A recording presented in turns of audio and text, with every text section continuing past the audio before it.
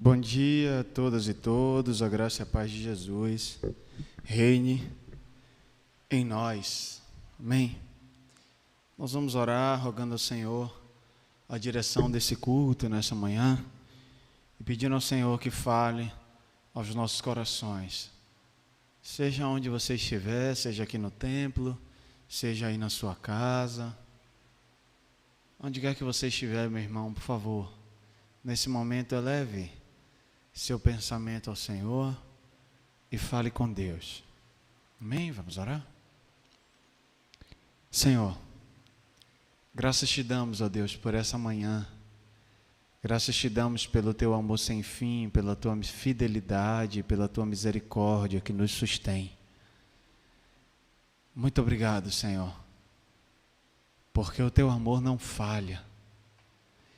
Muito obrigado, Senhor, pela vida que há em Cristo Jesus, pela salvação, pelo teu sangue, Senhor, que nos resgatou.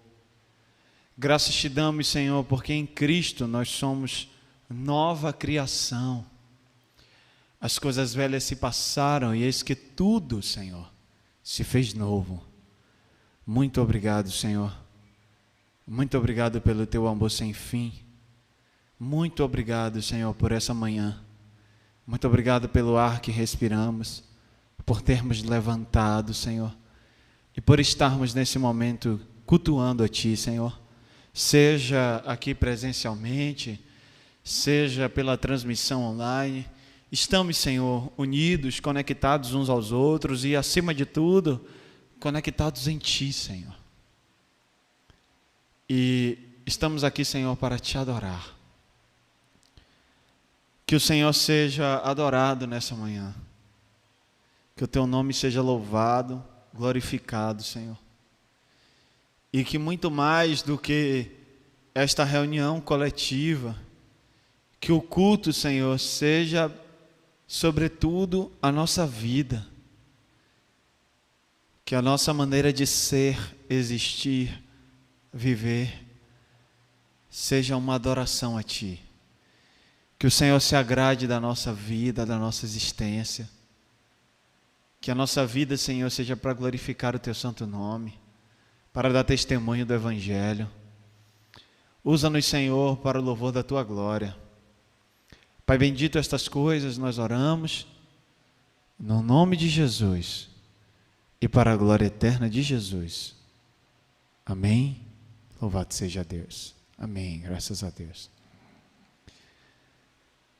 Nós vamos ler a Bíblia no livro de Apocalipse, capítulo 20. Nós vamos ler todo o capítulo 20 de Apocalipse. Apocalipse, capítulo 20.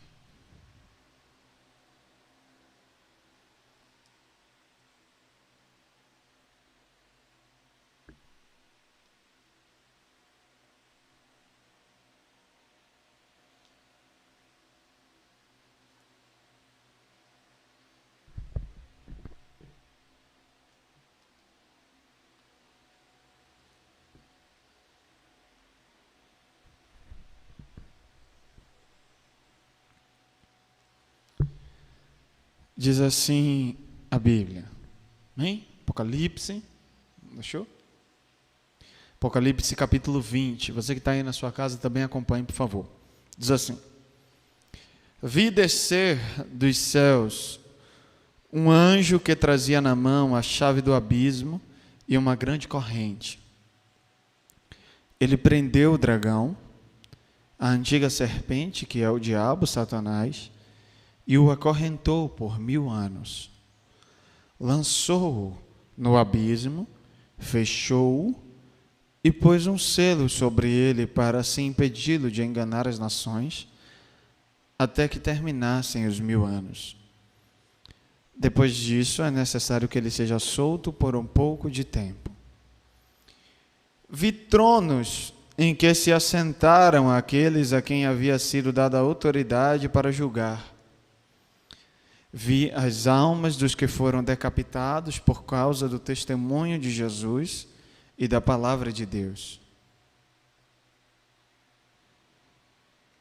Eles não tinham adorado a besta, nem a sua imagem, e não tinham recebido a sua marca na testa nem nas mãos. Eles ressuscitaram e reinaram com Cristo durante 1000 anos. O restante dos mortos não voltou a viver até se completarem os 1000 anos. Esta é a primeira ressurreição. Felizes os santos, felizes e santos, os que participam da primeira ressurreição. A segunda morte não tem poder sobre eles. Serão sacerdotes de Deus e de Cristo e reinarão com Ele durante 1000 anos. Quando terminarem os 1000 anos, Satanás será solto da sua prisão e sairá para enganar as nações que estão nos 4 cantos da terra, Gog e Magog, a fim de reuni-las para a batalha. Seu número é como a areia do mar. As nações marcham por toda a superfície da terra As nações marcharam, por toda a superfície da terra e cercaram o acampamento dos santos, a cidade amada. Mas um fogo desceu do céu e as devorou. O diabo que as enganava foi lançado no lago de fogo que arde com enxofre, onde já haviam sido lançados a besta e o falso profeta. Eles serão atormentados dia e noite para todo sempre.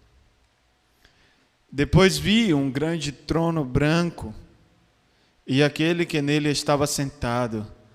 A terra e o céu fugiram da sua presença e não se encontrou lugar para eles. Vi também os mortos, grandes e pequenos, em pé diante do trono, e livros foram abertos. Outro livro foi aberto, o livro da vida. Os mortos foram julgados de acordo com o que tinham feito, segundo o que estava registrado nos livros. O mar entregou os mortos que nele havia, e a morte e o Hades entregaram os mortos que neles havia. E cada um foi julgado de acordo com o que tinha feito. Então a morte e o Hades foram lançados no lago de fogo. O lago de fogo é a segunda morte.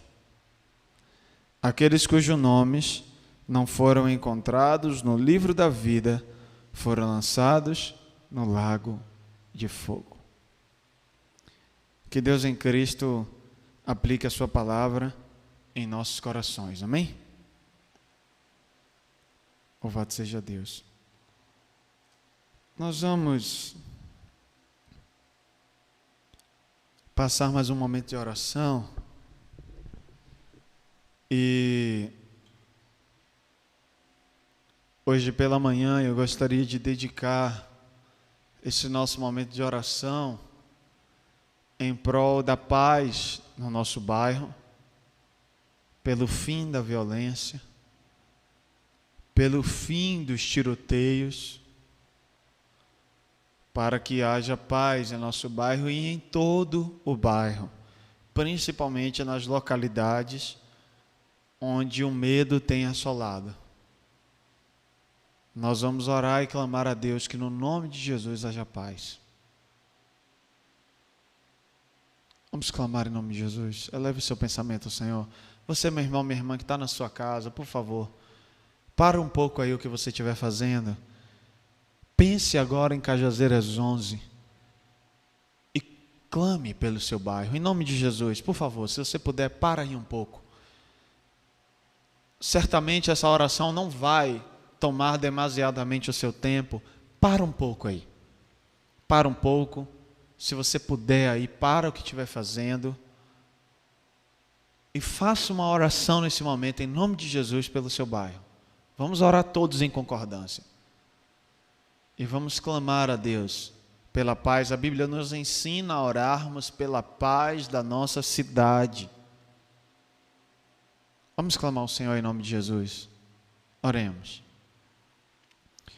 Senhor, nós estamos em tua santa presença e nós queremos, ó Deus, nesse momento, entregar em tuas santas mãos, Senhor, a segurança pública do nosso bairro, Senhor. Queremos te entregar, Senhor, Cajazeiras 11 em tuas santas mãos. Toma, Senhor, cada rua, cada loteamento, cada, Senhor, largo, cada esquina, cada caminho. Toma, Senhor, em nome de Jesus, todos os lugares possíveis desse bairro em tuas santas mãos. Acampa, Senhor, os seus anjos em Cajazeiras 11, em nome de Jesus. Que haja aqui, Senhor, em Cajazeiras 11, um acampamento de anjos, cercando todo esse bairro, Senhor. Desde a entrada de Cajazeiras 11, Senhor, na rótula da 11, até o final de linha, Senhor. Desde a pista nova, todos os lugares possíveis e todos os acessos possíveis. Que o Senhor acampe os seus anjos em nome de Jesus. De uma forma especial, nós queremos te entregar, Senhor, as localidades onde temos ouvido notícias preocupantes. Em nome de Jesus, toma o final de linha em tuas santas mãos. Em nome de Jesus, toma o loteamento Santa Bárbara em tuas santas mãos, meu Deus. Toma também o loteamento Santo Antônio, Senhor, em nome de Jesus. E se houver mais algum lugar onde o foco do medo esteja, Senhor, mais intenso, que o Senhor também toma também, Senhor, o Heraldo Tinoco em tuas santas mãos. Pai, em nome de Jesus, toma cada um desses loteamentos, cada uma dessas localidades em tuas santas mãos. E retira toda a maldade, todo o mal, Senhor, toda a violência, toda a tentativa da criminalidade de tomar essa região, Senhor, em nome de Jesus, que isso caia por terra. Que não prevaleça nenhum projeto do mal em nome de Jesus. Que venha a transformação, que o sangue de Jesus seja derramado sobre esses lugares. Porque há poder no sangue de Jesus. Meu Senhor, em nome de Jesus, nós clamamos a Ti. Que haja vida, transformação, Senhor. Para que os moradores desse bairro, Senhor, não andem assustados, temerários, Senhor. Aflitos, pensando até em se mudar. Ó Deus, em nome de Jesus. Repreende, Pai, em nome de Jesus, essa violência. Dá sabedoria, discernimento, Senhor, às autoridades públicas para que encontrem, de fato, soluções viáveis. E para estes, Senhor Deus, que estão envolvidos nessas atitudes, Senhor, pecaminosas e criminosas, que no nome de Jesus haja conversão, salvação, transformação. Pai, em nome de Jesus, o nosso desejo maior, Senhor, é que nenhum deles pereça, mas que sejam transformados e encontrem vida eterna em Cristo Jesus. Vem, Senhor, soprar o Teu Espírito sobre essa terra. E sobre esse vale de ossos secos, Senhor, fazer brotar vida no coração de cada um desses homens que estão envolvidos, Senhor, nessas atividades de morte. Que eles recebam vida, Senhor, e vida eterna, a vida que vem de Cristo Jesus. Pai, em nome de Jesus, Senhor, sopra a vida sobre esse lugar. Sopra, Senhor, vida sobre o nosso bairro. Que a nossa juventude, Senhor, encontre caminhos de vida, encontre oportunidades de estudo, oportunidades de trabalho, oportunidades de crescimento, Senhor, e que o caminho do mal não venha cegar os olhos dos nossos jovens, que eles escolham a vida, o trabalho digno, e que haja, Senhor, de fato, oportunidades para eles. Repreenda, Senhor, todo o engodo de Satanás no ouvido deles, para que não caiam, Senhor, nas mentiras da serpente, e paguem o preço com a sua vida. Que no nome de Jesus os nossos jovens sejam libertos e santos, que sejam santificados pela Tua palavra, que sejam restaurados e transformados pelo Evangelho, de modo que sejam uma bênção para as suas famílias, para a sua comunidade, para o seu bairro, para a sociedade. Pai, em nome de Jesus, restaura os nossos jovens, Senhor. Toma cada um deles em Tuas santas mãos, para que nenhuma mãe, Senhor, a mais, além daquelas que já choram, venha derramar lágrimas pelos seus filhos. Que no nome de Jesus esse ciclo de pais e mães sepultando filhos se encerre, Senhor. Porque a lógica da tua criação e o projeto de vida é que os filhos sepultem os pais na velhice. Mas a criminalidade, a violência, as drogas, as facções, as milícias, são uma das muitas armas que tem ceifado a vida dos nossos jovens, e temos visto notícias de pais que sepultam os seus filhos. Mas nós, como igreja, clamamos pelo poder que há no sangue de Jesus. Nós repreendemos esse cenário no nome de Jesus, Senhor, que essa cena que tem se repetido diariamente caia por terra, que haja mudança nesse cenário, transformação em nome de Jesus.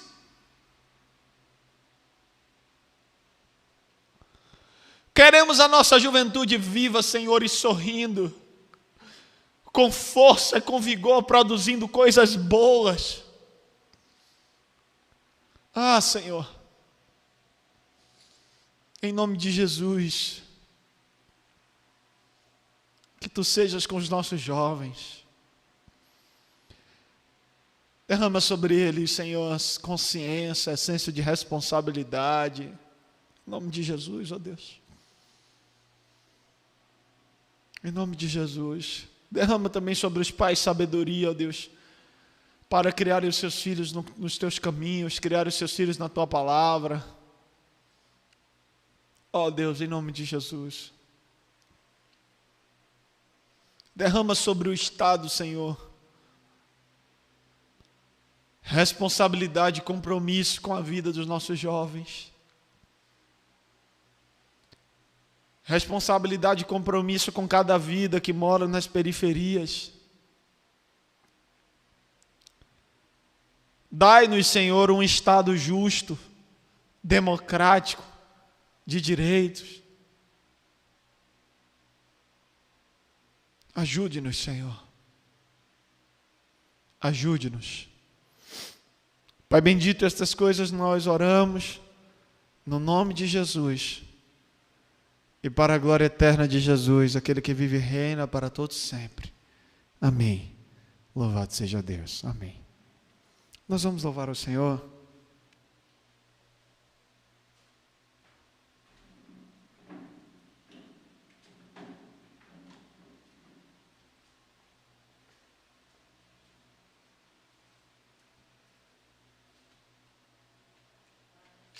Amém, paz.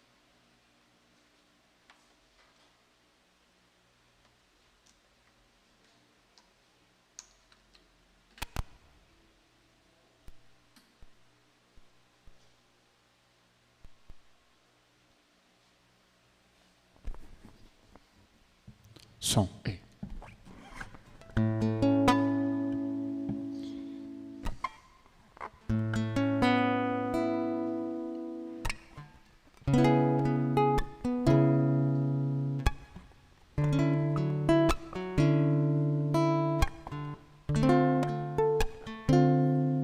Jesus Cristo mudou meu viver. Jesus Cristo mudou meu viver. É a luz que ilumina meu ser. Sim, Jesus Cristo mudou meu viver.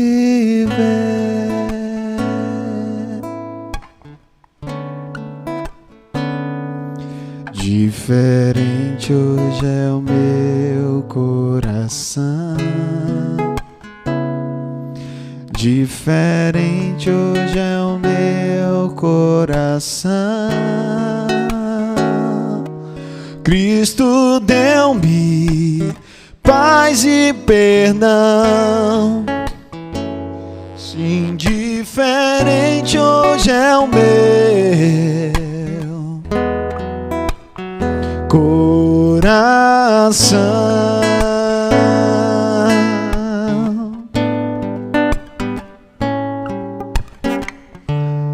O amor só conheci em canções que falavam de ilusões, mas tudo agora é diferente. Isso falo a toda a gente, pois Cristo deu-me o seu amor, seu amor. Jesus Cristo mudou meu viver. Aleluia. Jesus Cristo mudou meu viver. Ele é a luz que ilumina meu ser. Sim, Jesus Cristo mudou meu viver. Diferente, vamos declarar. Diferente hoje é o meu coração. Diferente hoje é o meu coração. Cristo deu-me paz e perdão. Sim, diferente hoje é o meu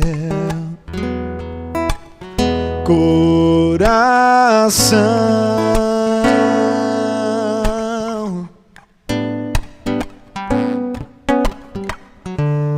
O amor só conheci em canções que falavam de ilusões, mas tudo agora é diferente. Isso fala a toda a gente, pois Cristo deu-me o seu amor.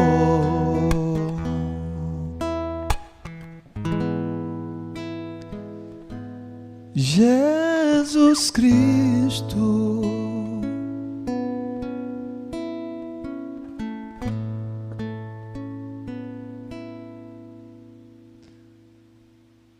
Senhor, nós te louvamos, ó Deus, porque em Ti há vida. Porque por meio de Cristo Jesus há mudança em nossa história. Louvado seja o Teu santo nome, Senhor. Louvado seja o Teu nome para todos sempre.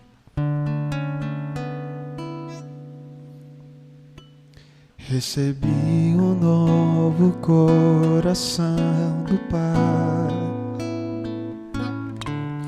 coração regenerado, coração transformado, Coração que é inspirado por Jesus,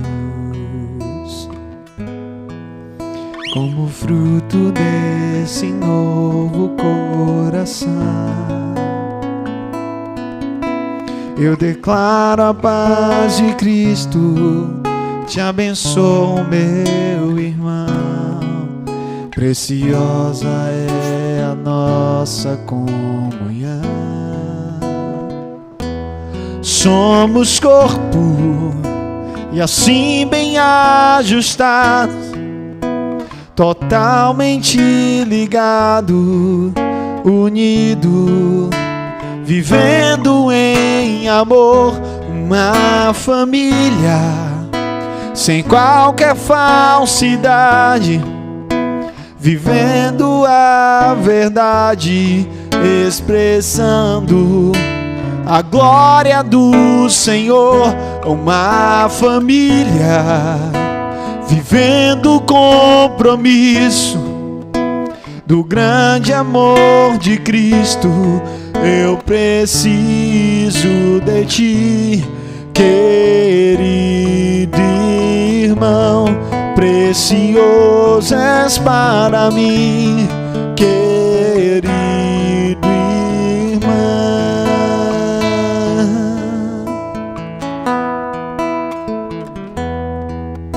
Recebi um novo coração do Pai,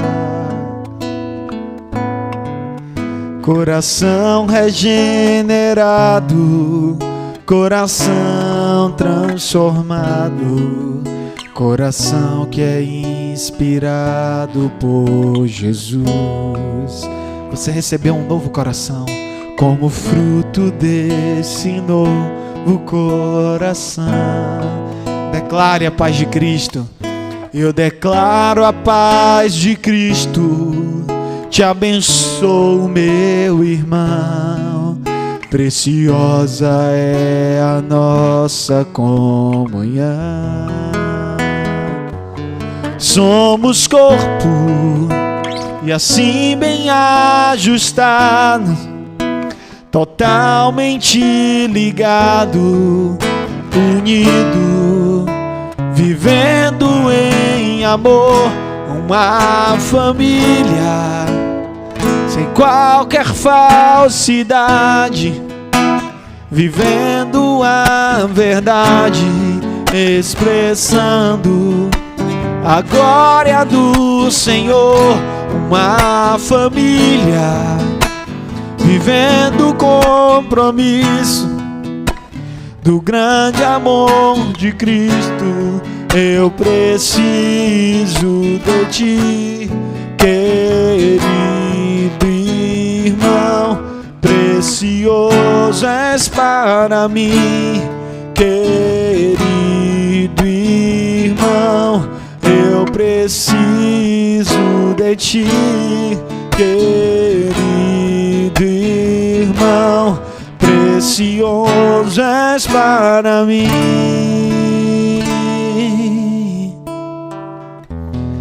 querido irmão.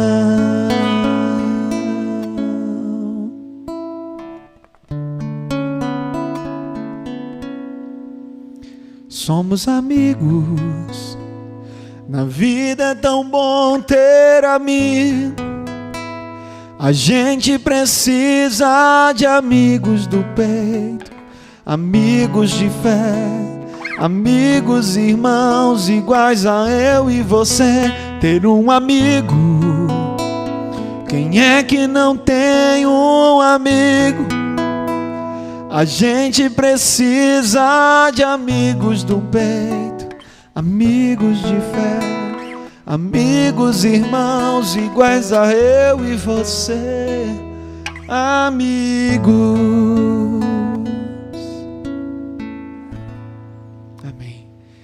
Que sejamos amigos de Deus e amigos uns dos outros, irmãos, corpo, membros uns dos outros, família, em nome de Jesus. Venha, Senhor, a minha vida oferecer como oferta de amor e sacrifício. Venha, Senhor, minha vida oferecer oferecer como oferta de amor, sacrifício. Quero a minha vida a te entregar como oferta viva em teu altar.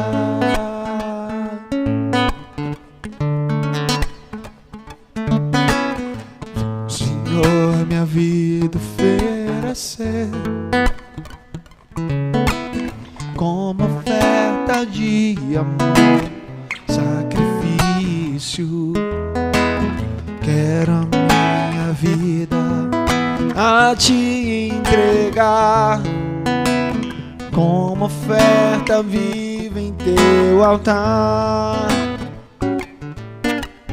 Pois na te adorar foi que eu nasci. Cumpre em mim teu querer, faça o que está em teu coração,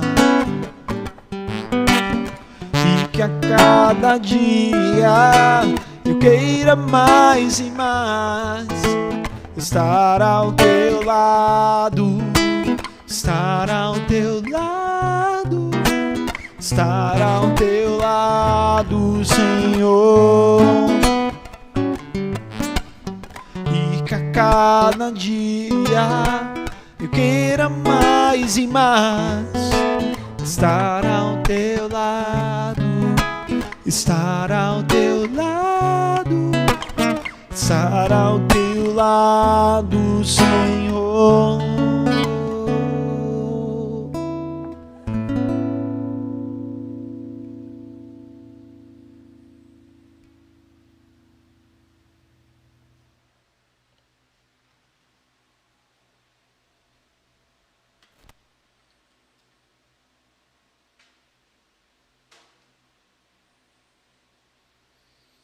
Amém. Graças a Deus. Nós vamos orar mais uma vez, rogando ao Senhor que fale conosco por meio da sua palavra e receba os dízimos e ofertas. Oremos. Graças te damos, Senhor, pelo teu amor sem fim. Graças te damos, Senhor, por esse tempo de louvor a ti. E como é bom, Senhor, nos deleitarmos em tua presença e cantarmos louvores ao teu santo nome. Que no nome de Jesus o que cantamos seja a verdade em nós. Que sejamos, Senhor, cada vez mais novas criaturas. Que Cristo habite abundantemente em nós. De modo, Senhor, a transformar o nosso viver todos os dias. Nos ajudar a sermos nova criatura. Ajude-nos, Senhor. E que de fato, Senhor, ao passo que sejamos nova criatura, sejamos também um só corpo, uns com os outros. Que sejamos membros uns dos outros. Que as nossas vidas estejam entrelaçadas, interligadas,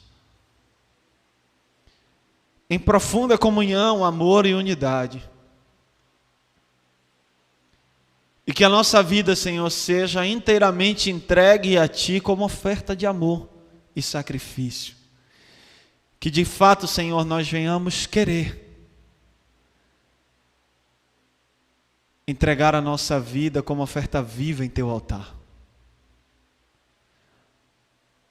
Pois, Senhor, a Tua palavra nos diz que foi para Te adorar que nós nascemos.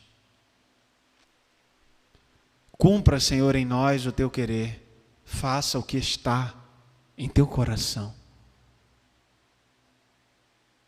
E que a cada dia, Senhor, nós venhamos mais e mais estar ao Teu lado. Conduze-nos e atrai-nos, Senhor, cada vez mais para perto de Ti. Recebe, Senhor, os dízimos e ofertas a Ti entregues. Abençoa, Senhor, e prospera os recursos do teu povo e os recursos dessa obra. Abre portas, Senhor, de emprego para aqueles e aquelas que estão desempregados. Prospera, Senhor, o teu povo. Ajuda, Senhor, a tua igreja, em nome de Jesus. Pai bendito, nós também clamamos que o Senhor continue a falar conosco nesse culto. Fala, Senhor, ao nosso coração por meio da tua palavra. Ajuda-nos, Senhor, a discernir as Escrituras e a aplicarmos em nossa vida. Conduze-nos, Senhor, a este processo de amadurecimento e conhecimento de Ti. Estas coisas nós oramos no nome de Jesus e para a glória eterna de Jesus. Amém. Louvado seja Deus. Amém. Apocalipse, capítulo 20. Gostaria que os irmãos e irmãs abrissem. Esse é um dos textos mais polêmicos de todo o livro de Apocalipse. Talvez o mais polêmico seja isso. Talvez esse texto seja mais polêmico que os versículos que falam sobre a besta. Talvez esse texto seja mais polêmico do que os versículos que falam dos cavaleiros. Talvez esse texto seja mais polêmico que os versículos que falam das trombetas. Porque esse é o texto que estruturou aquilo que a mentalidade cristã evangélica chamou de escatologia. E a palavra escatologia tem a ver com o estudo do fim dos tempos. Escatos tem a ver com essa ideia de fim do tempo. O estudo dos fins, dos finais. E a tradição evangélica usa ainda esse texto do capítulo 20 de Apocalipse para as suas muitas interpretações, e são muitas mesmo. Muitas. E nós vamos então meditar hoje nesse capítulo 20. Diz assim: Vi descer dos céus um anjo que trazia na mão a chave do abismo e uma grande corrente. Ele prendeu o dragão, a antiga serpente, que é o diabo Satanás, e o acorrentou por 1000 anos.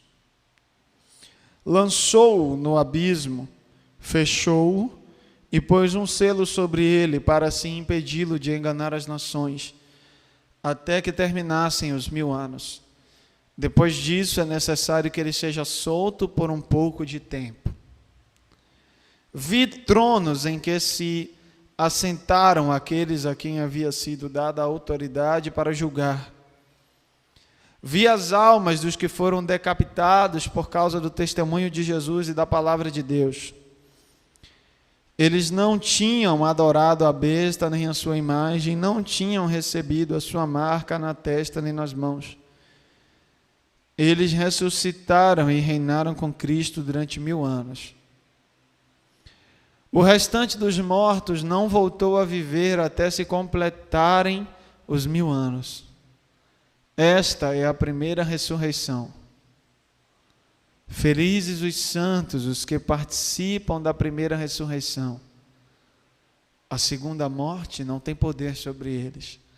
Serão sacerdotes de Deus e de Cristo e reinarão com ele durante 1000 anos. Quando terminarem os 1000 anos, Satanás será solto da sua prisão e sairá para enganar as nações que estão nos 4 cantos da terra, Gog e Magog, a fim de reuni-las para a batalha. Seu número é como a areia do mar. As nações marcharam por toda a superfície e cercaram o acampamento dos santos, a cidade amada, mas um fogo desceu do céu e as devorou. O diabo que as enganava foi lançado no fogo, no lago de fogo, que arde com enxofre, onde já haviam sido lançados a besta e o falso profeta. Eles serão atormentados dia e noite para todo sempre. Depois vi um grande trono branco e aquele que nele estava sentado. A terra e o céu fugiram da sua presença e não se encontrou lugar para eles. Vi também os mortos, grandes e pequenos, em pé diante do trono, e livros foram abertos. Outro livro foi aberto, o livro da vida. Os mortos foram julgados de acordo com o que tinham feito, segundo o que estava registrado nos livros. O mar entregou os mortos que nele havia, e a morte e o Hades entregaram os mortos que neles havia.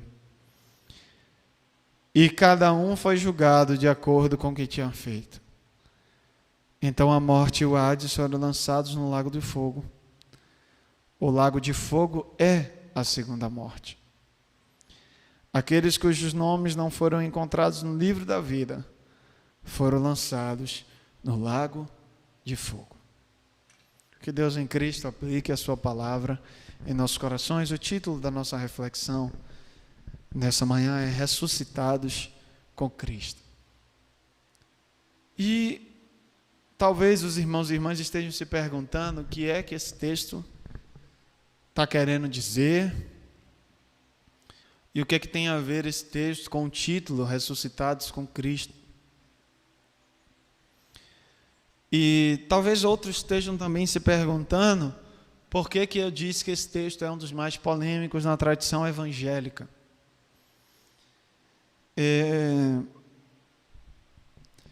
Existe no cristianismo diversas tradições. Aqui no Brasil, as tradições mais fortes são a tradição católica, a tradição protestante histórica, a tradição evangélica, que se afastou um pouco da tradição protestante histórica, e que é a grande maioria.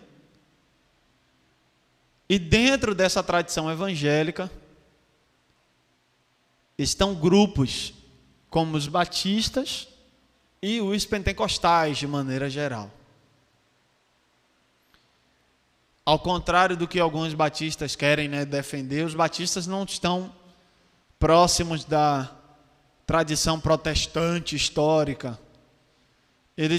Os batistas são tipicamente evangélicos. Essa categoria de evangélicos é a categoria que melhor agrupa. E nós estamos, a bem da verdade, bem mais próximos dos pentecostais do que dos protestantes históricos. As nossas igrejas, elas se parecem muito mais com as igrejas pentecostais do que com as igrejas protestantes históricas.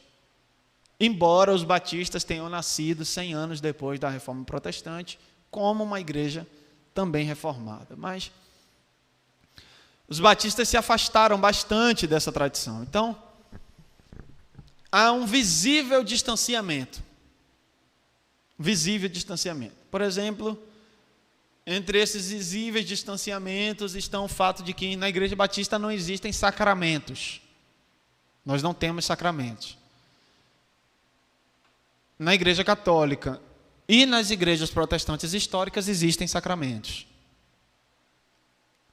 Nós não temos sacramentos.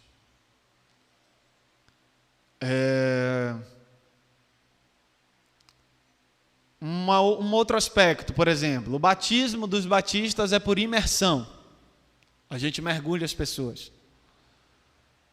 Na Igreja Católica e na grande maioria das igrejas protestantes históricas, o batismo é por... Qual é a forma de batismo? Aspersão. O padre faz aspersão. Outra distância dos batistas entre os protestantes históricos, por exemplo, o regime de governo da Igreja Batista é democrático. Nós não temos nenhum tipo de episcopado, não temos nenhum tipo de presbitério, não temos, e nem mesmo o corpo diaconal funciona como algum tipo de autoridade que seja assim algo como se pudesse comparar um presbitério a um episcopado. Não existe isso. Não existe isso. E outro aspecto da Igreja Batista, por exemplo, que distancia a Igreja Batista das igrejas históricas, é o fato de que as igrejas batistas elas são autônomas. Elas se unem em cooperação por meio de alguma convenção, alguma aliança. Elas se ajudam, com muitas aspas aí, porque a gente que está aqui em Cajazeiras 11 sabe que se algum dia a gente recebeu alguma ajuda, essa ajuda não foi tão significativa. Se é que algum dia a gente recebeu alguma ajuda. Porque pelo menos do tempo que eu estou aqui, não lembro da gente ter recebido ajuda nenhuma. As irmãs que são membros fundadoras aqui da igreja, talvez nos ajude a lembrar se algum dia alguma convenção ajudou a nossa igreja em alguma coisa, porque, que eu saiba, nunca nem fedeu nem cheirou, como a gente fala aqui na Bahia. Não, a gente só sabia que existia. E as poucas vezes que veio alguém em nome da convenção, foi algum missionário para pedir dinheiro. Para trazer broche, caneta, camisa e meio mundo de carnê. As coisas que chegavam aqui, que o correio nunca deixou de entregar, foi boleto. Boleto de ABS, boleto de não sei das contas, pague. E os caras são tão sábios que agora eles já mandam uma correspondência com todos os boletos do ano. Agora vem um envelope só, de janeiro a dezembro. Você já chega em janeiro, já todos os envelopes. Mas ajuda aqui, nunca vi, nunca. Nem no tempo da nossa construção aqui. E não foi porque a gente não bateu na porta, não. A gente bateu na porta, fez campanha, divulgou nas redes, não sei o quê. Todo mundo sabia que a gente estava construindo. Mas não me lembro de ter recebido ajuda nenhuma, não. Bom, mas voltando, tirando essa minha parte aí que eu não ia deixar passar em branco, em tese, os batistas eles trabalham por cooperação. Não existe uma igreja mãe. Sabe assim, não existe uma sede batista. Não existe isso. Não existe também alguém que seja uma autoridade maior, tipo um papa, alguém a quem ele seja a pessoa sobre qual todos os pastores batistas devam prestar contas e devam obediência, submissão de alguma forma. Não tem. Não existe isso. Então, de alguma forma, os batistas eles estão muito mais próximos dos pentecostais do que dos protestantes históricos. E no dia a dia de uma igreja batista, as igrejas batistas da periferia, por exemplo, os irmãos e irmãs já podem até ter visitado alguma igreja pentecostal. Mas igreja protestante histórica, talvez nunca. Por exemplo, algum de vocês aqui já visitou uma igreja anglicana? Já foi? Nunca, né? Algum de vocês aqui já foi em alguma igreja bereana? Acho que vocês nem sabiam que existia essa. Talvez essa daqui. Algum de vocês já foi numa igreja presbiteriana? Pronto. Quantos? Uma só. Pronto. Em geral é isso, né? Esse é o perfil. Por isso não. Agora se eu perguntar assim, você já foi em alguma Assembleia de Deus? Já foi em alguma igreja que é um ministério independente, mas é do fogo. Ministério do Pentecoste, do fogo. Oh, todo mundo. Está vendo? Então, a gente não precisa nem fazer uma análise histórica complexa. Os batistas nas periferias, de maneira geral, são muito mais próximos dos evangélicos, esse grupo aí que talvez a gente pudesse colocar pentecostais e batistas aí, nesse grande conjunto aí. E o que é que acontece? Pastor, para que você foi para esse arrudeio falar lá, estava no texto, agora foi fazer esse arrudeio? Porque a tradição evangélica, e agora que eu estou falando de tradição evangélica, vocês já estão tendo em mente que eu estou falando dessa bolha onde a gente bota pentecostais e batistas juntos. A tradição evangélica, de maneira geral, ela interpretou essa questão do Apocalipse 20 como o capítulo em que a Bíblia vai falar dos milênios. E aí os caras desenvolveram meio mundo de interpretação sobre o que é que seria isso. E aí tem os milenistas, tem os amilenistas, e a grande discussão gira em torno do seguinte: todos eles levam os 1000 anos ao pé da letra. Interpretam os 1000 anos como literal. E ficam discutindo o seguinte: Jesus vai voltar e então vai ter 1000 anos, e aí vai ter tribulação, e vai ter gente que vai ficar, e vai ter gente que vai subir depois. Ou então, não vai ter gente que vai subir depois. E ficam nessa discussão, atribuindo a esses 1000 anos uma perspectiva futura e literal. Essa foi a grande interpretação feita entre as igrejas evangélicas, de modo que, se vocês forem entre igrejas pentecostais e batistas, vocês vão ouvir variantes disso. Variantes disso aí. Bom, a questão é que me parece que essas interpretações elas escorregaram na maionese. Porque o que é que acontece? O texto do Apocalipse às vezes usa a linguagem futura para falar de coisas que já aconteceram no passado. A gente, na verdade, já viu isso em quase todas as mensagens. A gente viu que o Apocalipse às vezes faz isso. E o capítulo 20, ele não está necessariamente falando de 1000 anos que acontecerão no futuro. E nem esses 1000 anos são literais.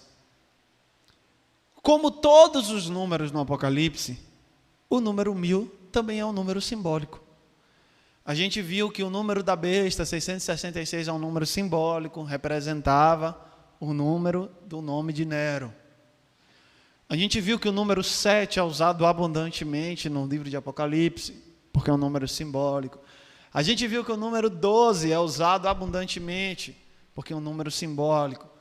A gente viu que o número 144, 1000, é usado abundantemente, porque é um número simbólico, é 12 vezes 12. Então a gente foi vendo que os números no livro de Apocalipse vão surgindo abundantemente, e não seria diferente com o número 1000. 1000 é uma forma do Apocalipse falar de algum tempo que foi longo.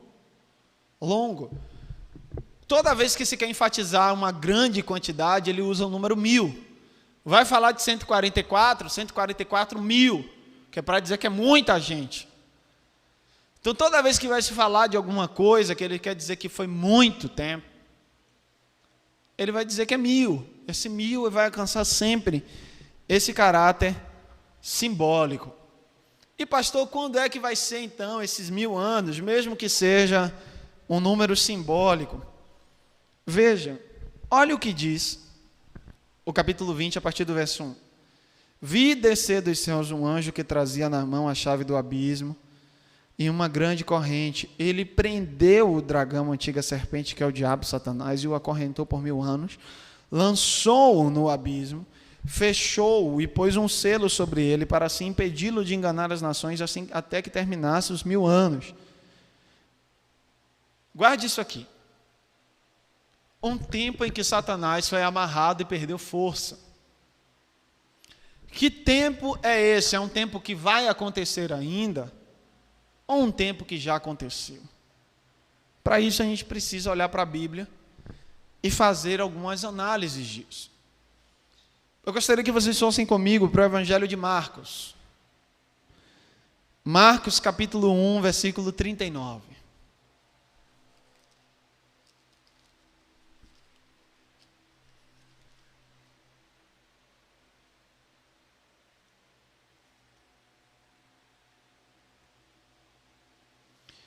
Marcos 1, versículo 39.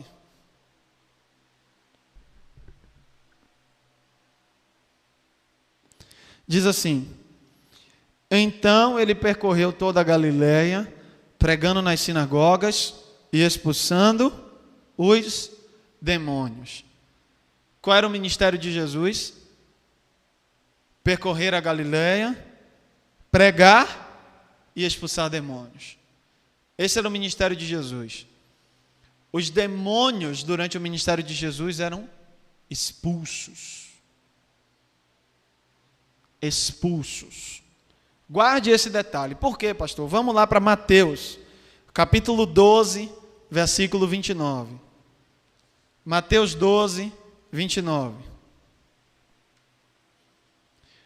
Alguém pode ler? Olha, a gente podia, na verdade, ler a partir do verso 25. Do verso 24, na verdade, porque o texto é de que Jesus havia curado um endemoniado que era cego, mudo, e Jesus o curou de modo que ele pôde ver e falar, né?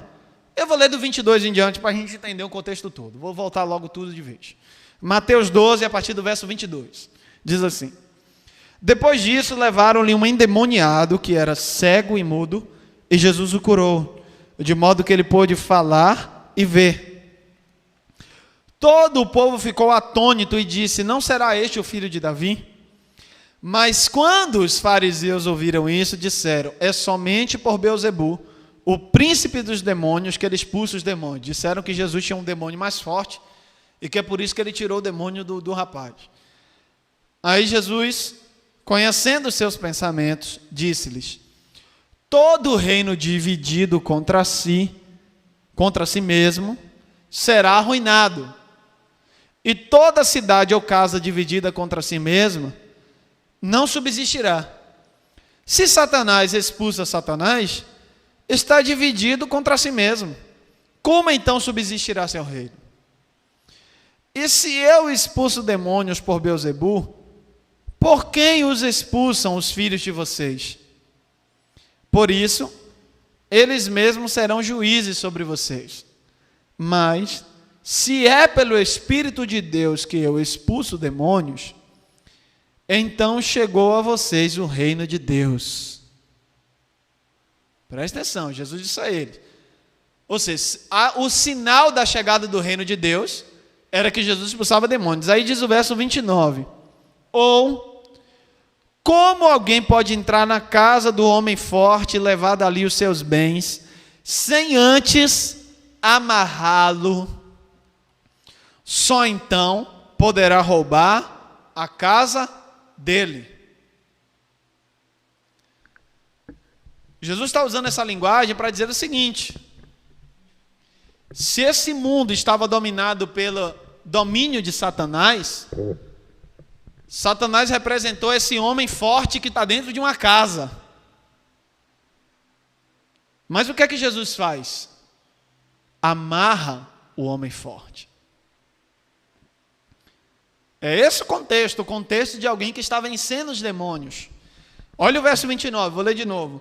Ou como alguém pode entrar na casa do homem forte e levar dali os seus bens, sem antes amarrá-lo? Só então poderá roubar a casa dele. Você está entendendo qual é o contexto? Jesus está dizendo, esse mundo E essas vidas que estão sendo tomadas por Satanás, agora estão sendo libertas. O mundo está sendo liberto. Por quê? Porque Jesus é aquele que amarra e que expulsa os demônios. E isso, o verso 28 vai dizer que isso é um sinal do reino de Deus. Jesus é aquele que amarra Satanás. E o verso 28 diz assim, ó, mas se é pelo Espírito de Deus que eu expulso demônios, então chegou a vocês o quê? O reino de Deus. Um dos sinais do reino é o demônio ser amarrado. É o demônio ser amarrado. Vocês se lembram daquela cena do jovem que estava com espírito de legião? Jesus pisa na cidade, o que é que acontece com o jovem? Ele vai até Jesus, se prostra, os demônios clamam a Jesus que tenha misericórdia e que mandem eles para os porcos, os demônios. Eles vão para os porcos se precipitam no mar. Jesus pisou na cidade, os demônios se prostraram e adoraram Jesus. Olha o que diz João. Vamos lá no Evangelho de João. João capítulo 12.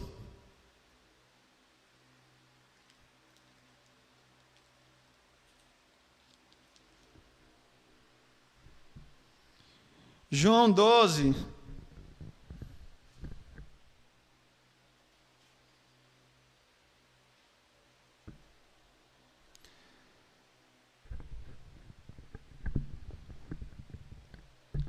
Nós vamos ler a partir do verso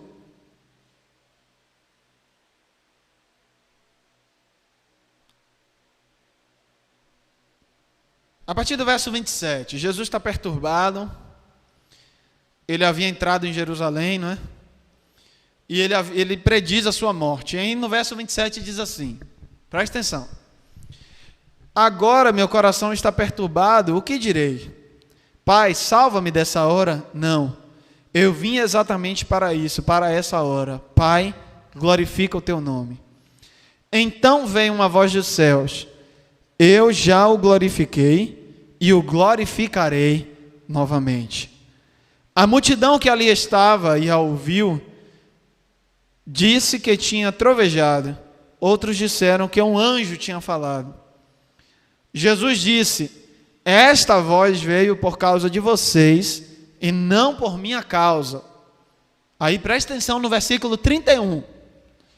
Chegou a hora de ser julgado este mundo. Agora será expulso o príncipe deste mundo. Jesus está dizendo amanhã, depois, outro dia? Daqui a 1000 anos? Jesus está dizendo agora. Agora será expulso o príncipe deste mundo.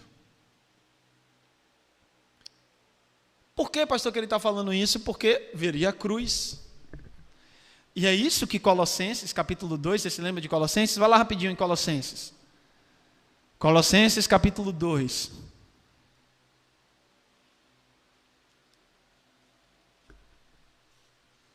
Colossenses fica depois de Filipenses. Efésios, Filipenses, Colossenses. Colossenses 2, os versículos 13 ao 15.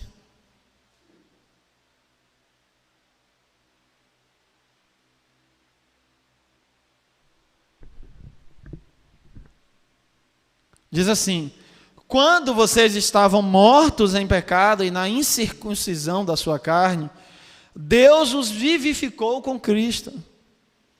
Ele nos perdoou todas as transgressões e cancelou a escrita de dívida que consistia em ordenanças e que nos era contrária. Ele a removeu pregando-a na cruz e tendo despojado os poderes e autoridades, algumas versões dizem principados, e potestades. Como é que está na versão de vocês aí? Poderes e autoridades é chamado de quê? Principados e potestades. Despojados, principados e potestades. Fez deles um espetáculo público, triunfando sobre eles na cruz. Jesus triunfou sobre os principados e potestades na cruz. Triunfou. Aí você diz assim, pastor, então o que é que isso tem a ver com Apocalipse? Preste bem atenção, se você puder voltar lá para o capítulo 20 de Apocalipse. Os 1000 anos simbólicos representam o ministério de Jesus. Não é um tempo futuro, é um tempo que começou, é o tempo do reino de Deus. É um tempo simbólico. Ele está dizendo, olha,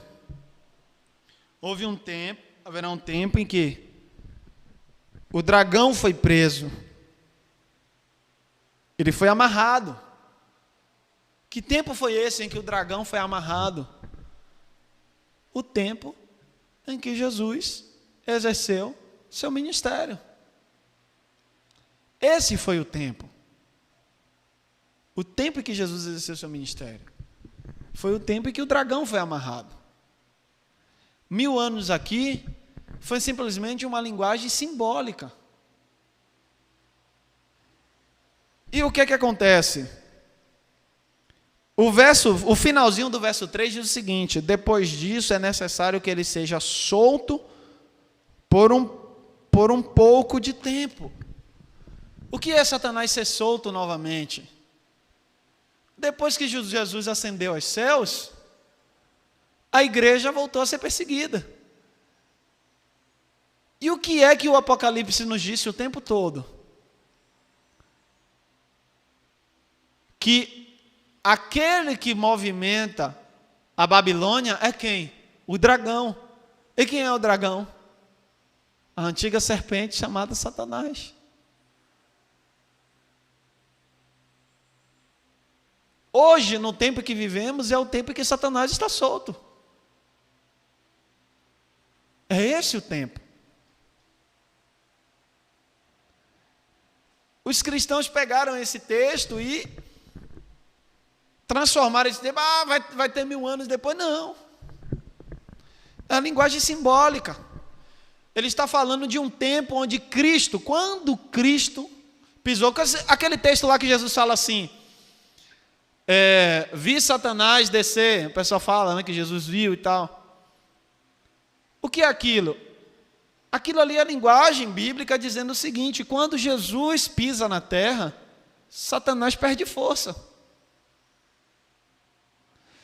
Jesus viu a queda do diabo do céu? Não, não é necessariamente isso. Quando ele fala que ele vê Satanás caindo. É no sentido de que quando o reino de Deus chega, Satanás perde força. É aquilo que acontece quando o jovem com espírito de legião encontra Jesus. Jesus pisa na cidade. O menino tinha um espírito que era de legião. Legião era o nome de uma tropa romana que tinha cerca de 3 a 5 mil soldados. Aquele menino deveria ter uns 3.000 demônios no mínimo. E o que é que acontece? Jesus pisa na cidade, aqueles 3.000 demônios, 3.000 demônios.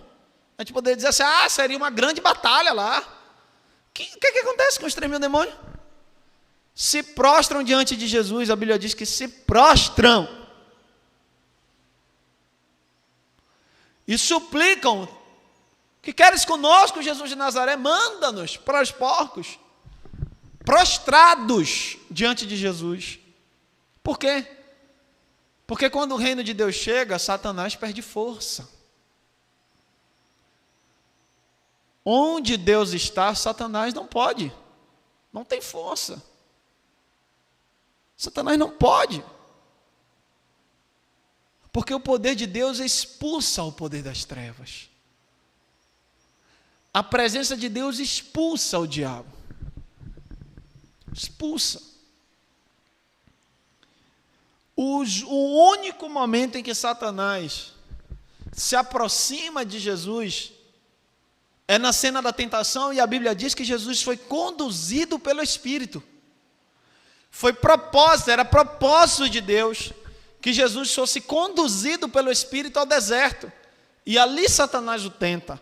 Foi permissão de Deus. Não é porque Satanás, naquele momento da tentação de Jesus, ele ficou com poder igual ao de Jesus. Ali foi permissão de Deus. Para que Jesus fosse tentado, porque o ministério todo de Jesus, tudo aquilo que ele passou, suas tentações, suas dores, tudo isso é para nos ensinar. Deus permitiu que Jesus fosse tentado para que a gente aprendesse com a tentação que ele passou. Porque naquela tentação Jesus foi vitorioso, para que a gente aprenda a ser vitorioso também sobre as tentações. É o único momento na Bíblia, e a Bíblia faz questão de dizer que Jesus foi conduzido pelo Espírito ao deserto. É o único momento em que você vê que Satanás não está correndo, se tremendo. Por quê? Porque foi um momento excepcional onde houve permissão de Deus. Fora isso, todas as experiências de Jesus com algum espírito maligno, é o espírito maligno correndo, caindo fora, cai por terra, perde força. Porque não pode com o poder que há em Cristo Jesus. Não pode. E isso está em coerência com aquilo que aparece no próprio livro de Apocalipse. Olha o capítulo 12. Capítulo 12, versículo 12. Alguém pode até ler.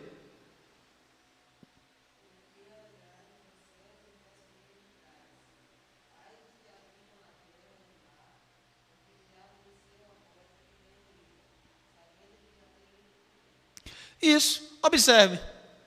Ele está dizendo, celebre os céus, mas cuidado, ó terra, porque o diabo desceu sabendo que tem pouco tempo. Aí vai dizer que o capítulo 12 diz que o diabo tem pouco tempo. Aí depois agora a gente vai chegar no capítulo 20 e vai dizer que ainda vai ter mais 1000 anos, para depois o diabo ser solto de novo, para ainda ter mais tempo. Que diacho de tanto tempo é esse para o diabo? O diabo que fica ganhando tanto tempo, não é assim não.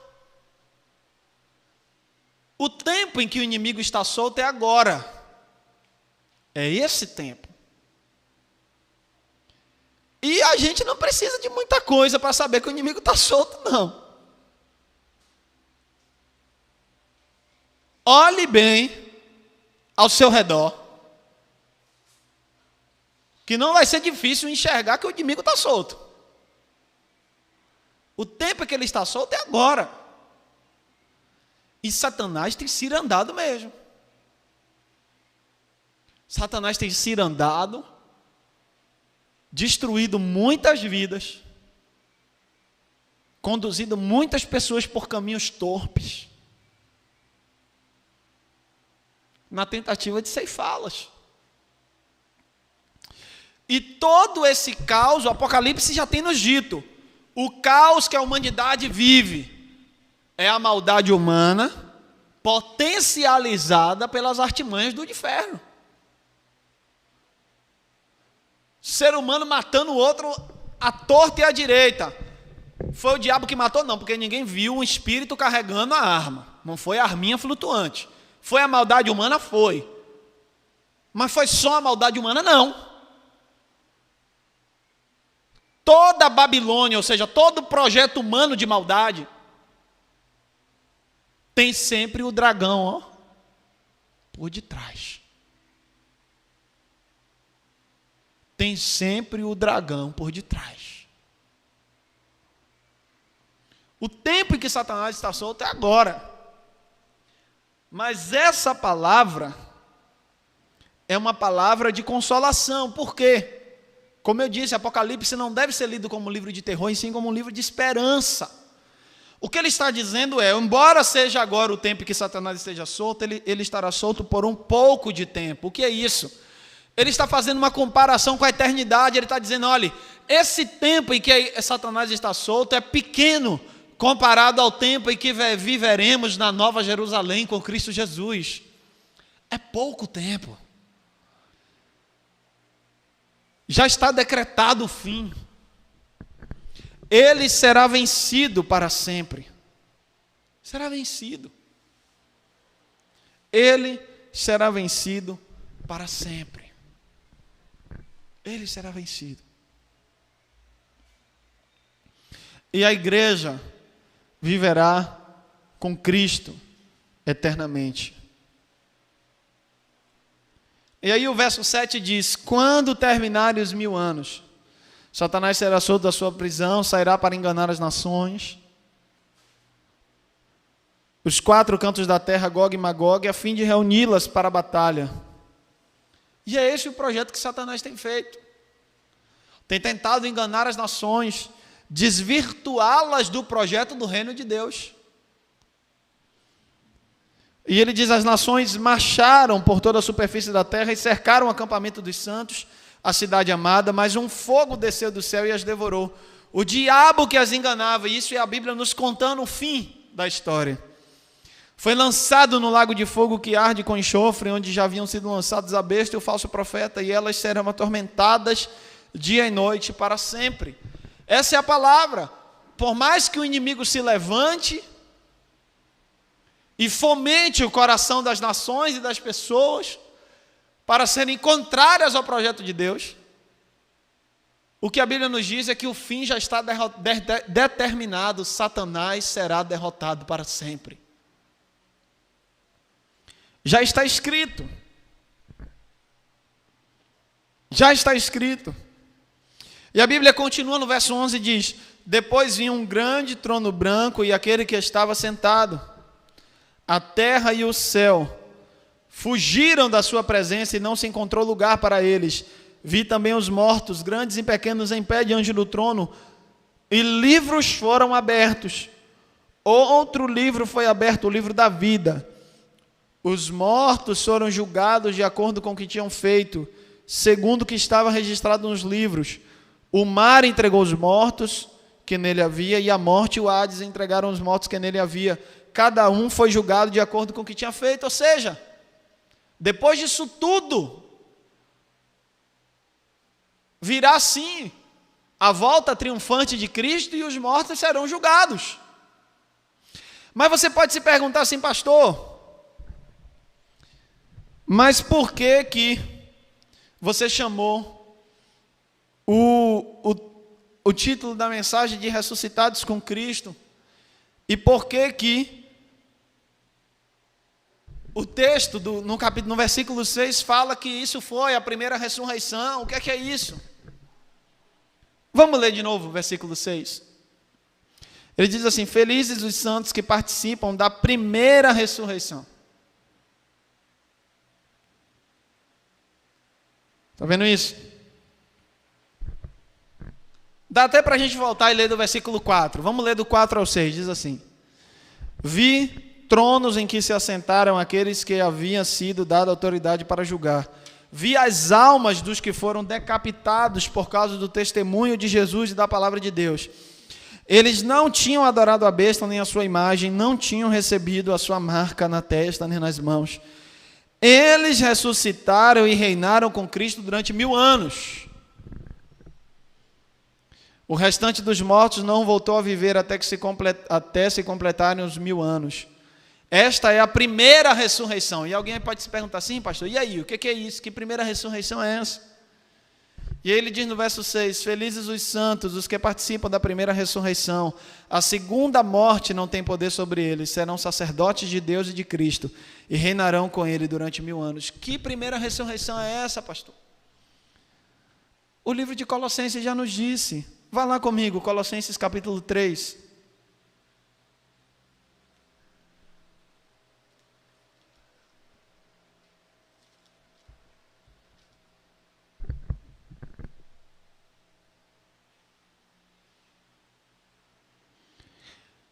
A gente pode até olhar o capítulo 2. Capítulo 2, versículo 12. Alguém lê aí em voz alta.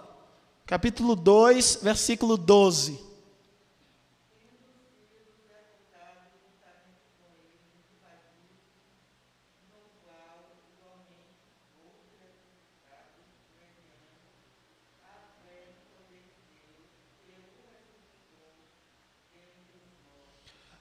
foste ressuscitado. Olha como está aí o verbo. Vocês já foram ressuscitados. A primeira ressurreição já aconteceu na vida de todo aquele que entregou a sua vida a Jesus. A primeira ressurreição é a vida nova em Cristo Jesus. Mas olha o capítulo 3 agora. Capítulo 3, eu vou ler aqui, do versículo 1 ao 4, diz assim: portanto, já que vocês ressuscitaram com Cristo. Na Bíblia de vocês aí está no futuro? Porque na minha está no passado. Está escrito ressuscitarão? Não.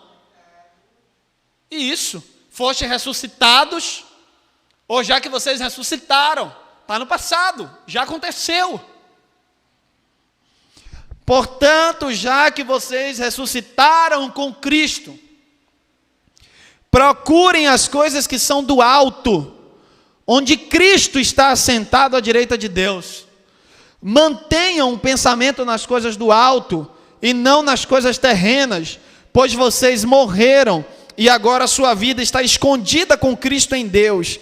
Quando Cristo, que é a sua vida, for manifestado, então vocês também serão manifestados com Ele em glória. A primeira ressurreição já aconteceu, meu irmão, minha irmã. Nós recebemos vida eterna em Cristo. Por isso esses 1000 anos não são 1000 anos futuros, 1000 anos são 1000 anos simbólicos. Para falar do tempo de Cristo, onde durante o ministério de Jesus na terra, Satanás perdeu força. Mas depois que Jesus sobe aos céus, Satanás volta a se levantar duramente contra a igreja, e a igreja foi perseguida. E até hoje, Satanás continua a fomentar o coração das grandes nações com maldade. E ele está solto. É esse o tempo. Mas o livro de Apocalipse está nos dizendo, ele não ficará solto para sempre. Esse tempo em que Satanás está solto é pequeno comparado ao tempo da glória. Chegará um tempo em que ele será preso eternamente e destruído para todo sempre. Chegará esse tempo. Mas a primeira ressurreição, ela já chegou para nós. A primeira ressurreição aconteceu porque nós estávamos mortos no pecado. E quando a gente encontrou Jesus, a gente foi ressuscitado. A gente recebeu vida. Jesus nos tirou da morte para a vida. Nós fomos ressuscitados com Cristo. Olha o que diz 2 Timóteo. 2 Timóteo capítulo 2. Vai aí comigo. Passe aí mais um pouquinho. Você está em Colossenses, vá passando aí para frente. Você vai encontrar Tessalonicenses, depois você vai encontrar Timóteo. Vai lá na segunda carta de Timóteo. 2 Timóteo capítulo 2. Os versículos 11 e 12. A gente pode ler do 11 ao 13, na verdade.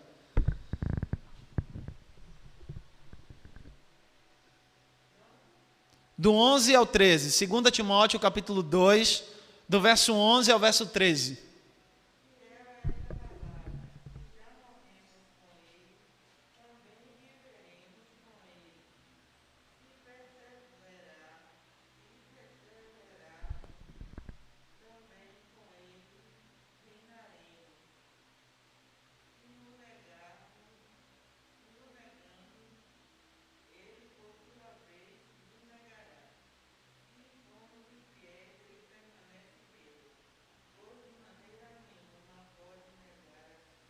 Aleluia. Se morremos com Ele também viveremos. Se perseverarmos com Ele, também reinaremos. Essa é a palavra de Deus. E nós morremos com Cristo no momento da nossa conversão. Fomos crucificados com Cristo para o nosso pecado. E agora habita em nós a vida nova, a vida de Cristo. Nós fomos ressuscitados. A primeira ressurreição acontece na conversão do cristão. Por isso o Apocalipse não está falando de milênio necessariamente, como um tempo futuro, de algo que vai acontecer literalmente. Não é isso. Ele está dizendo, olha, no tempo em que Cristo esteve aqui, de fato Satanás perdeu força. Mas agora é chegado um tempo onde ele recuperou essa força para se levantar contra o povo de Deus. Mas haverá um tempo final, esse tempo não vai demorar, em que ele será derrotado para sempre. E a igreja habitará com Cristo e reinará com ele eternamente. Essa é a nossa esperança. Essa é a nossa esperança. E ele diz, esses que viveram a primeira ressurreição, não experimentarão a segunda morte. É isso que Apocalipse vai dizer, esses que viveram a primeira ressurreição, não vão experimentar. Ele diz, no verso 6, ele diz, a segunda morte não tem poder sobre eles. E aí, lá no finalzinho ele diz, o que é a segunda morte? Ele diz assim, olha, verso 14, alguém pode ler?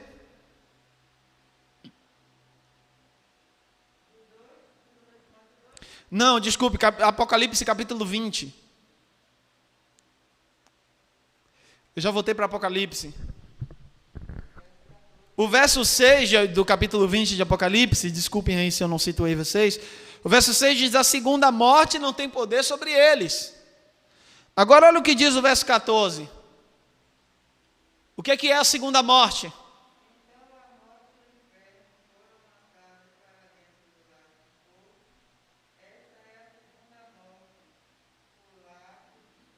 Pronto.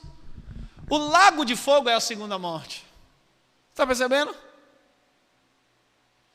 O que ele está dizendo é, na vida do crente só conta mesmo é duas mortes. O momento em que ele estava morto para o pecado, e ele foi ressuscitado com Cristo,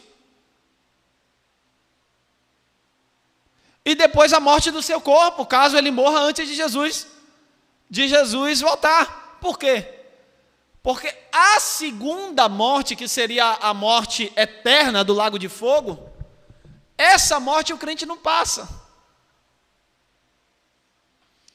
A partir do momento em que o crente é ressuscitado com Cristo, a morte do seu corpo não é tratada como morte. É tratada apenas como uma travessia. Tratado apenas como uma travessia. Você estava morto para o pecado. Ali você ia perecer. Jesus te ressuscitou, te deu vida. Você nasceu de novo. Pronto, sua primeira ressurreição. Depois daí, o que a Bíblia está dizendo é que depois daí, qualquer outra coisa que o crente viver não é tratado mais como morte, é tratado apenas como uma travessia. Seja ele encontrando descanso eterno, seja Jesus voltando, é só uma travessia. Por quê? Porque o que o Apocalipse está nos dizendo é que aqueles que morrem no Senhor, eles não atravessaram uma morte. Eles fizeram apenas uma travessia para uma dimensão que é muito melhor. É isso que a palavra está nos dizendo. Olhe lá, Apocalipse 14.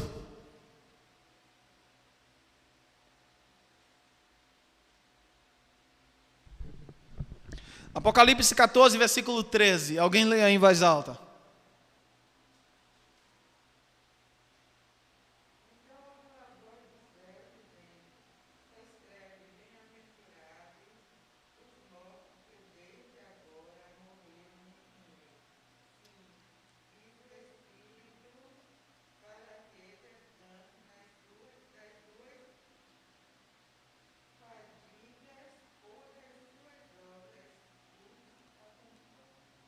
Aleluia. Felizes os mortos que morrem no Senhor. Para o livro de Apocalipse, morte mesmo, Não é quando o seu corpo morre. Para o livro de Apocalipse, morte mesmo é quando você está afundado no lamaçal do pecado e a sua vida está longe de Deus. É por isso que ele só conta 2 mortes. A primeira morte é aquela que você estava morto para o pecado, mas no momento que você encontrou Jesus, você foi ressuscitado. Você já viveu a primeira ressurreição. Você foi ressuscitado com Cristo. A segunda morte, o crente não vai passar. Aí você diz assim, não, meu corpo vai morrer. Para o Apocalipse, a morte do corpo não é uma morte, é uma travessia. Felizes são esses. Não é morte. Por quê? Porque para ele a segunda morte é o quê? O que é que a gente leu no versículo 14 do capítulo 20? O lago de fogo é a segunda morte. O lago de fogo é a segunda morte. O que ele está dizendo é, a humanidade presa no seu pecado, se ela encontrar Jesus, ela saiu da primeira morte, ela viveu a primeira ressurreição. Tem vida, e tem vida eterna com Jesus. Não vai morrer de novo. Mas aqueles que estão mortos pelo pecado nessa vida e perecem mortos no pecado, eles ainda vão ter outra morte. A morte eterna. É isso que a palavra está dizendo. É isso que a palavra está dizendo. Aqueles que seguiram o projeto do dragão, aqueles que abandonaram a justiça, aqueles que foram máquinas do ódio, se não ressuscitarem com Cristo, experimentarão não somente a morte que eles já estavam vivendo nessa vida, experimentarão também a segunda morte, que é a morte eterna, que é o lago de fogo, onde serão aniquilados para sempre. Perderão o direito de viver eternamente com Cristo. É essa a palavra do Apocalipse. É essa a palavra. Por isso, meus irmãos e minhas irmãs, eu não sei se os irmãos estão entendendo a consequência da gente ler o Apocalipse desse jeito. Por quê? Porque quando a gente lê o Apocalipse desse jeito, não faz sentido mais os crentes ficarem com medo de grande tribulação. Ah, vai vir uma grande tribulação. Da forma como nós estamos interpretando o Apocalipse, a gente está vendo que não tem isso. Os filmes evangélicos aí que fizeram sucesso, né? Deixados para trás, Armagedon, não sei o quê, que mostra que os crentes foram arrebatados, mostra assim, os crentes sendo arrebatados, aí fica um grupo, aí esse grupo tem que ficar lutando e passando por todo tipo de dor, para depois subir, para ver se tem uma segunda chance. Também não tem cabimento, porque tudo isso nasceu das múltiplas interpretações desses 1000 anos aqui. Os caras ficaram dizendo, teve 1000 anos, e tem um grupo que ressuscitou, e tem isso, e tem aquilo, então ele diz assim, não. Então, na verdade, vai ter um grupo que vai primeiro, e depois vai ter um outro que vai depois, e depois, sabe? E aí criaram essas milhões de teorias, é tudo aqui. Todas essas teorias nasceram do capítulo 20. O capítulo 20 é a mãe de todas as teorias. Tudo nasceu dali. Mas você está tendo acesso a saber como sua igreja interpreta isso. Como é que sua igreja interpreta? Nós não lemos isso como um tempo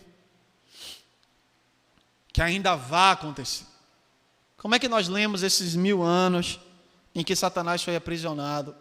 Nós lemos como um tempo simbólico para fazer alusão ao ministério de Jesus, onde a Bíblia diz nos evangelhos que Satanás perdeu força. O próprio Jesus usa uma figura de linguagem ao dizer que não se entra na casa de um homem forte sem amarrá-lo. E Jesus mesmo havia dito aos discípulos que este mundo jaz no maligno. Então Jesus está dizendo, eu cheguei nessa terra que já estava na mão do maligno e amarrei o maligno. Satanás foi amarrado. E isso virou testemunho durante o ministério de Jesus, ao ponto de que um espírito de legião se prostrou diante de Jesus e pediu clemência. Por isso nós interpretamos que esses 1000 anos não são um tempo que ainda há de vir, e sim uma alusão ao tempo do ministério de Jesus. Porém, o tempo em que vivemos hoje é o tempo em que Satanás está solto. Esse é o tempo, porque Jesus já subiu aos céus e o Espírito foi derramado. E no livro de Apocalipse, qual é o projeto de Satanás? Insuflar a maldade humana. Esse é o projeto de Satanás. O livro de Apocalipse está dizendo o tempo todo. Apocalipse vai dizer que o dragão é quem está por trás da Babilônia. Satanás está aí, insuflando a maldade humana, encontrando a brecha da maldade humana no coração humano, para que ele estabeleça o seu projeto de destruição. E Jesus já disse que o ladrão vem por quê? Para roubar, matar e destruir. Esse é o projeto de Satanás. Enquanto Jesus disse, eu vim para o quê? Para que vocês tenham vida e vida em abundância. Então não é que Satanás vai ser solto ainda, Satanás já está solto agora. O tempo que Satanás está solto lutando contra a igreja é agora. E cabe à igreja ter vigilância. Satanás está solto agora, lutando contra a minha e a sua vida, lutando contra a minha e a sua família, lutando contra a nossa igreja, lutando contra o povo de Deus, lutando contra a vida, lutando contra os direitos, insuflando os poderosos. Você se lembra da Babilônia? Qual era o problema da Babilônia? Os ricos só queriam enriquecer, enriquecer, enriquecer. Você lembra do capítulo 18, quando a gente meditou? Os negociantes da terra enriquecendo, enriquecendo às custas da Babilônia, e a Babilônia escravizando pessoas, oprimindo pessoas. Não é isso que a Bíblia diz no Apocalipse 18? Isso tudo é o Satanás dizendo aos ricos, fique mais rico, tire direito do pobre, tire a comida do pobre, deixa o pobre morrer de fome. Satanás lá no coração dele. Ao invés de você dividir a comida, compre uma lancha de luxo, vá ostentar. Ao invés de você acabar com a fome das pessoas, vá comprar mansão, vá fazer viagens caras, vá ostentar, deixa as pessoas morrendo de fome. O Espírito de Deus bate na porta do coração dos bilionários e diz assim, tem gente na fila do osso, tem gente cercando o caminhão do lixo porque está morrendo de fome, porque não está tendo o que comer. Aí Satanás chega no coração do rico e diz assim, não ouça isso não, deixa eles morrerem de fome mesmo, você aumente mais a sua riqueza, não reparta não reparta seus bens não, seja ganancioso, avarento, pense em você. É assim. Quem é que está lá no coração do bilionário? Você está pensando que a voz não está lá? A vozinha não está lá? Quem é que está lá? É o dragão, a antiga serpente, o diabo. Qual é a voz de Jesus no coração humano? A voz que se encontrou com o jovem rico. O que foi que a voz de Jesus disse ao jovem rico? Lhe falta uma coisa para você ter vida eterna. Lhe falta uma coisa para você ter vida eterna. E o jovem rico perguntou a ele o quê? Vá e reparta os seus bens com os pobres. E o que a Bíblia diz que aconteceu? Mesmo Jesus dizendo a ele, lhe falta uma coisa para ter vida eterna. É muito sério esse texto. Mesmo Jesus dizendo a ele isso, a Bíblia diz que a cegueira da riqueza é a cegueira do dragão, é a cegueira do diabo. A cegueira da riqueza foi tão forte que aquele jovem preferiu dar as costas a Jesus e sair triste. Mas não deixou a palavra entrar.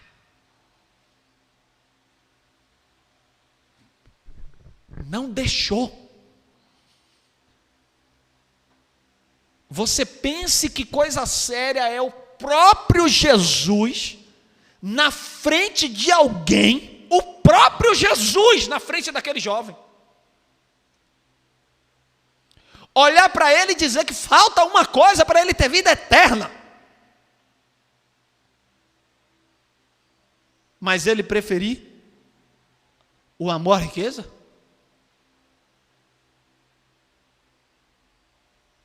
Tem que estar muito cego para não ver o projeto de Satanás num negócio desse. É o inimigo mesmo. Cegando. E Jesus disse aos seus discípulos: não podeis servir a dois senhores, não podeis adorar dois deuses. Ou vocês seguirão a Cristo ou a Mamon. A Mamon.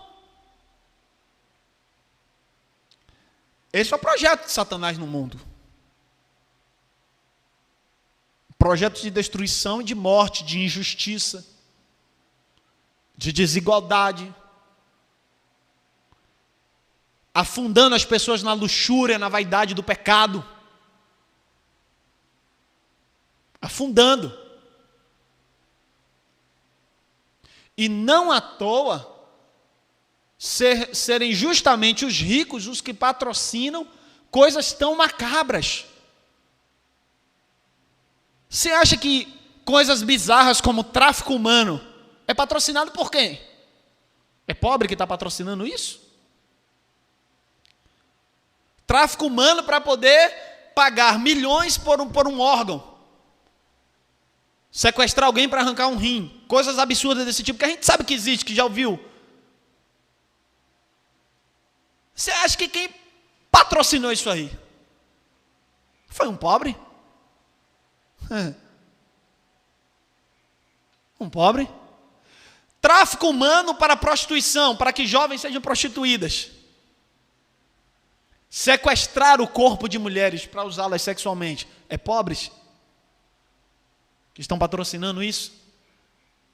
Teve uma novela da Globo que falou disso, né? Tratou disso, vocês se lembram? Acho que era o Salve Jorge, não foi?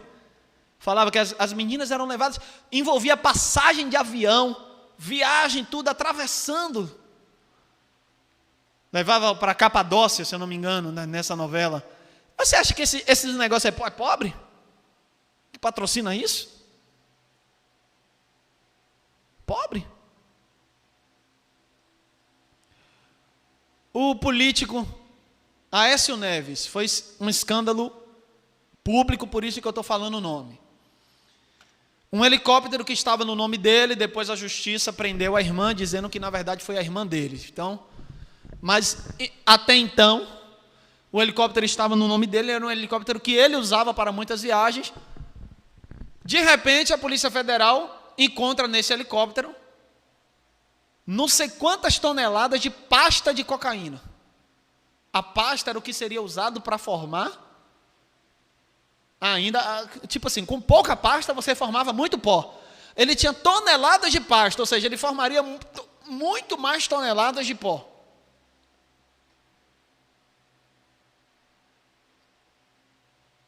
Aí você acha que os grandes traficantes são esses meninos que estão aqui nas esquinas do nosso bairro? Que estão tomando bala da polícia? Você acha que os grandes traficantes são eles? O Aécio não. Está vivinho, infelizmente. Tomara que Deus transforme ele. Não morreu, não. Deus tenha misericórdia, transforme ele. Você acha? Aí você olha, os meninos da esquina, todo tipo de bala, acabou. Confronto com a polícia, tristeza, não sei o quê. Ou toma caixão ou prisão. O Aécio tomou alguma coisa? O Aécio está aí que é capaz de sair candidato de novo. E ainda achar quem vote. O Aécio está aí. Você acha que são os pobres que patrocinam isso? Essa quantidade imensa de drogas no mundo, são laboratórios de esquinazinho? Você acha que é na favela, que tem um laboratóriozinho ali, na casa de dona fulana, no quintalzinho que eles fazem, a grande quantidade de drogas que alimenta o mundo, é isso? Ó, gente, é peixe pequeno, é pobre que está patrocinando isso. Ricos, bilionários. E quem está por trás disso tudo? Satanás fomentando a maldade do coração deles, dizendo a eles, faça isso mesmo. Patrocine mais o tráfico de drogas, invista nisso. Aumente mais as drogas para acabar mesmo com os jovens. Satanás, alimentando a maldade deles, mas ali fomentando e dizendo, vá. Mas a igreja, ela segue na contramão do mundo. Se esse é o projeto das trevas, a igreja segue o projeto do Cordeiro. O projeto do Cordeiro é o projeto de vida. A igreja é aquela que não compactua com essa lógica destruidora do mundo. Essa lógica destruidora de vidas. Essa lógica pecaminosa. A igreja não compactua, a igreja fica do lado da vida. A igreja olha para a sua juventude e vê esse sistema macabro que destrói esses jovens, e a igreja diz, eu não compactuo com isso. Porque o evangelho me diz que eu quero os meus jovens vivos, transformados, sendo servos de Deus. É isso que o evangelho nos diz. Esse é o nosso lado, o lado do Cordeiro. E com a palavra de esperança é que o Apocalipse nos diz que Satanás ficará solto por pouco tempo. Ele pode estar solto hoje, mas não vai durar muito tempo, porque os dias dele já estão contados. Cristo triunfará em plenitude, e quando ele voltar, Satanás será para todo sempre destruído, derrotado eternamente. E nós viveremos com Cristo eternamente na glória. Essa é a nossa esperança. O que fazer? Permanecer fiéis. Satanás está solto, a igreja não pode se esquecer disso. O desafio de Deus é que a gente permaneça em vigilância, em sabedoria, discernimento e fidelidade a Deus. Ninguém pense que o diabo está amarrado. Ele está solto. A igreja pode repreendê-lo no nome de Jesus, mas ele está solto no mundo. E a igreja precisa ser vigilante. Seja vigilante, meu irmão, minha irmã, na sua casa, na sua família, no seu trabalho. Não dê lugar ao diabo. Não dê lugar ao diabo. Como é que a gente não dá lugar ao diabo? Você se lembra que o livro de Colossenses diz que a gente foi ressuscitado com Cristo? Eu vou ler esse texto e com ele eu quero encerrar. Abra lá em Colossenses 3 de novo.